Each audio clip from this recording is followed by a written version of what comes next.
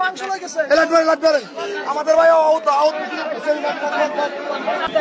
সারা হাতিয়ার আমার লোকজনের উপর হামলা করছে, যারা সিএনজি স্ট্যান্ডে সাদাবাজি করে, যারা প্রতিটি দোকান থেকে সাদাবাজি করে, যারা গরিব কৃষকদের ধান কেটে নিয়ে গিয়েছে, তারা এখানে আমাদের উপর হামলা করার জন্য তারা এখানে এসেছে।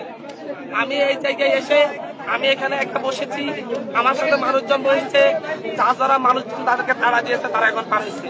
এখন শুনেছি 2 মাথা দেখে তারা দোকানপাট বন্ধ করে তারা মারামারি প্রস্তুতি নিচ্ছে। আমি এখানে বসে আছি, বসে থাকবো এখান থেকে যতক্ষণ পর্যন্ত না সাদাবাজ গুলাকে ধরা হবে। বিএনপির নাম করে, বেগম জিয়ার নাম করে যারা সাদাবাজি করে, দখল দায়িত্ব করে এবং আমাদের একটি প্রোগ্রামে তারা বাধা দেয়, তাহলে তারা আওয়ামী লীগের চাইতে ভালো কোন জায়গায় আমার তারা আওয়ামী লীগের চাইতে ভালো কোন জায়গায় যে অন্য কাউকে তারা প্রোগ্রাম করতে দিবে না, বাধা দিবে, এই জায়গা থেকে আমি আপনাদেরকে বলবো, হাতিয়ার মানুষ যদি এখন জাগ্রত না হয়, মোহাম্মদ আলীর পরে আরেক মোহাম্মদ আলীর কাছে আপনারা জিম্মি হবেন, আওয়ামী লীগের পরে আরেকজনের কাছে জিম্মি হবেন, এই জিম্মি দশা থেকে মুক্ত হবে না।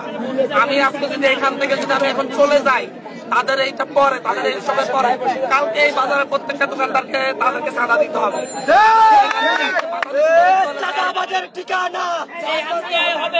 যদি আজকে এখান থেকে এই পর্যায়ে চলে যায়, তাহলে আগামীকাল থেকে গরিব মানুষের ধান কেটে তারা নিয়ে যাবে, কৃষকদের ধান কেটে তারা নিয়ে যাবে, তারা মানুষের বাড়িতে বাড়িতে হামলা করবে, দোকানপাটে হামলা করবে। আমি সেটা দিতে পারি, আমি এর বিরুদ্ধে অবস্থান নিয়েছি, আমি বসেছি। আমি আর মানুষজন আমার পাশে আসলে এই এলাকার সবাই